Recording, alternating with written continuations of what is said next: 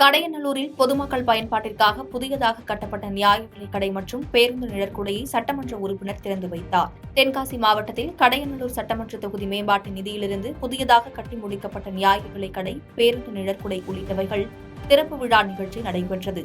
இதில் ஆயக்குடி கிராம மக்கள் பயன்பெறும் வகையில் ரூபாய் 8.50 லட்சம் மதிப்பீட்டில் புதியதாக கட்டி முடிக்கப்பட்ட நியாய விலைக் கடையை கடையநல்லூர் சட்டமன்ற உறுப்பினர் கிருஷ்ணமுரளி திறந்து வைத்து பொதுமக்களுக்கு இனிப்புகளை வழங்கினார். அதனைத் தொடர்ந்து சாம்பவர் வடகரை பகுதி மக்களுக்காக ரூபாய் 6.50 லட்சம் மதிப்பீட்டில் புதியதாக கட்டப்பட்ட பயணிகள் நிழற்குடையை பொதுமக்கள் பயன்பாட்டிற்காக திறந்து வைத்து மக்கள் பயன்பாட்டிற்கு கொண்டு வந்தார்.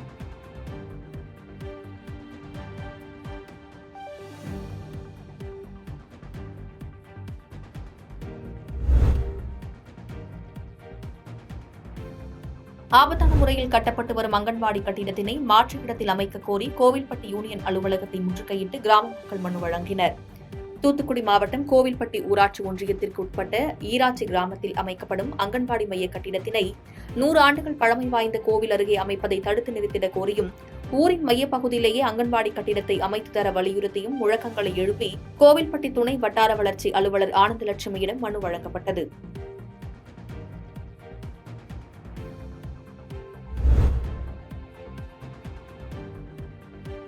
திருவாடானை மாரியம்மன் கோவில் மண்டல பூஜையை முன்னிட்டு பால்குட உற்சவ விழா வெகு விமர்சையாக நடைபெற்றது.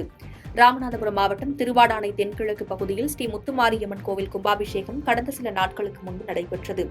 இந்நிலையில் இன்று மண்டல பூஜையை முன்னிட்டு 100க்கும் மேற்பட்ட பெண்கள், ஆண்கள், சிறுவர் சிறுமியில் தலையில் பால்குடம் ஏந்தி வந்து வீதி உலா வந்தனர். இந்த பால்குட வீதி உலாவில் நூற்றுக்கணக்கான பக்தர்கள் கலந்து கொண்டு தாங்கள் சுமந்து வந்த பாலை அம்மனுக்கு அபிஷேகம் செய்து வழிபட்டனர்.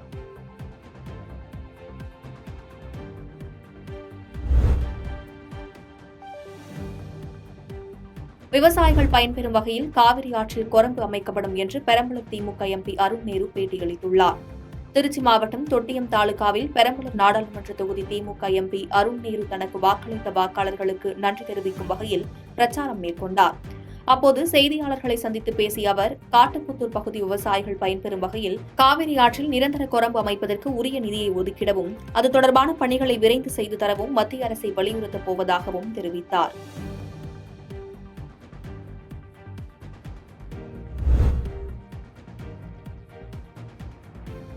திருப்பூர் மாவட்டத்தில் நடைபெற்ற தமிழ்நாடு அரசு அனைத்து சுகாதார செவிலியர்கள் சங்க மாவட்ட செயற்குழு கூட்டத்தில் தீர்மானங்கள் நிறைவேற்றப்பட்டது. திருப்பூர் மாவட்டம் தாராபுரத்தில் தமிழ்நாடு அரசு அனைத்து சுகாதார செவிலியர்கள் சங்கத்தின் திருப்பூர் மாவட்ட செயற்குழு கூட்டம் சங்கத்தின் மாநில தலைவர் ஆர். இந்திரா தலைமையில் நடைபெற்றது. இந்த செயற்குழு கூட்டத்தில் தாராபுரம், மூலனூர், வெள்ளக்கோயில், காங்கேயம் உள்ளிட்ட அரசு ஆரம்ப சுகாதார நிலையங்களில் பணியாற்றும் 75க்கும் மேற்பட்ட செவிலியர்கள் கலந்து கொண்டனர். கூட்டத்திற்கு பின்பு தமிழ்நாடு அரசு அனைத்து சுகாதார செவிலியர் சங்கத்தின் மாநில தலைவர் ஆர். இந்திரா செய்தியாளர்களிடம் கூறியதாவது, அரசின் திட்டப்பணிகள் பயனாளிகளை முறையாக சென்று அடைய டாக்டர் முத்துலட்சுமி மகப்பேறு நிதி உதவி திட்டப்பணிகளை சமூக நலத்துறை அல்லது வருவாய்த்துறை வசம் ஒப்படைக்க வேண்டும் எனவும், முன்கள பணியாளர்களுக்கு அறிவிக்கப்பட்ட ஊக்கத்தொகையில் விடுபட்டவர்களுக்கும் ஊக்கத்தொகையை வழங்க தமிழ்நாடு அரசு நடவடிக்கை எடுக்க வேண்டும் எனவும், தமிழ்நாடு அரசு தங்களது கோரிக்கைகளை கனிவுடன் பரிசீலனை செய்யும் என எதிர்பார்ப்பதாகவும் கூறினார்.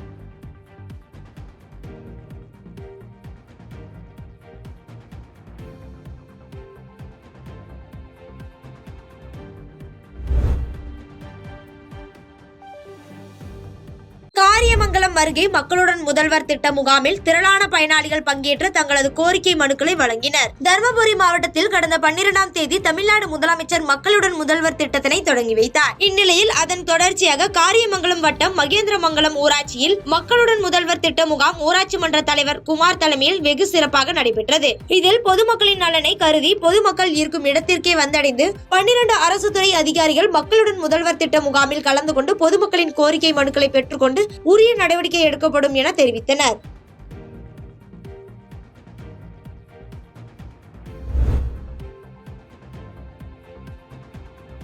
கரூரில் தெய்வ திருமண விழா என்ற பெயரில் முறைகேடு செய்த தனியார் அமைப்பு மீது நடவடிக்கை எடுக்க பாஜக நிர்வாகி மாவட்ட ஆட்சியரிடம் கோரிக்கை மனு வைத்துள்ளார். கரூர் கல்யாண பசுபதீஸ்வரர் கோவில் நால்வர் அரங்கில் நடந்த தெய்வ திருமண விழாவில் ரசீது வழங்காமல் வசூலில் ஈடுபட்டது தொடர்பாக விசாரணை நடத்தவில்லை என பாஜக கரூர் மாவட்ட செயற்குழு உறுப்பினர் செந்தில் மாவட்ட ஆட்சியர் அலுவலகத்தில் புகார் மனு அளித்துள்ளார். இந்த மனுவில் கடந்த ஆண்டு கரூர் கல்யாண பசுபதீஸ்வரர் கோவிலில் உள்ள நால்வர் அரங்கில் தனியார் அமைப்பு சார்பில் தெய்வ திருமண விழா 3 நாட்களாக நடைபெற்றதாகவும் அதில் ரசீது வழங்காமல் வசூலில் ஈடுபட்டது தொடர்பாக இந்து சமய அறநிலைத்துறை அதிகாரிகளிடம் புகார் மனு அளித்தும் எந்த நடவடிக்கையும் எடுக்கவில்லை எனவும் இந்த ஆண்டு கோவிலில் நடைபெறும் விழாவுக்கு தடை விதிக்க வேண்டும் என்றும் மாவட்ட நிர்வாகம் தலையிட்டு விசாரணை நடத்தி உரிய நடவடிக்கை எடுக்க வேண்டும் என்றும் கோரிக்கை விடுத்துள்ளதாக தெரிவித்தார்.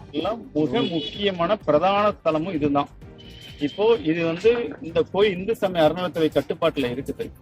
இந்த கட்டுப்பாட்டில் இருக்கக்கூடிய இந்து சமயத்துறை அறநிலைத்துறை அதிகாரிகள் தனிநபர்கள் மூலமா இந்த கோயிலை வியாபார ஸ்தலமா மாத்திட்டாங்க. இது குறித்து நான் பல முறை மனு கொடுத்தாச்சு. அவங்க எந்த செடியும் சாய்க்கிறது இல்லை.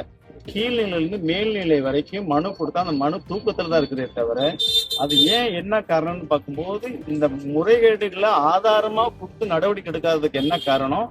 கீழ இருந்து மேல வரைக்கும் இவங்க இந்த முறைகேடுகளுக்கு உடந்தையா இருக்கிறாங்க. பாதகம் செய்பவரை கண்டால் நாம் பயங்கொள்ளலாகாது பாப்பா, மோதி மிதித்து விடு பாப்பா, அவர் முகத்தில் உமிழ்ந்து விடு பாப்பா. அண்மை செய்திகளை உடனுக்குடன் தெரிந்து கொள்ள இணைந்திருங்கள் இயம்நாடு தொலைக்காட்சியுடன்.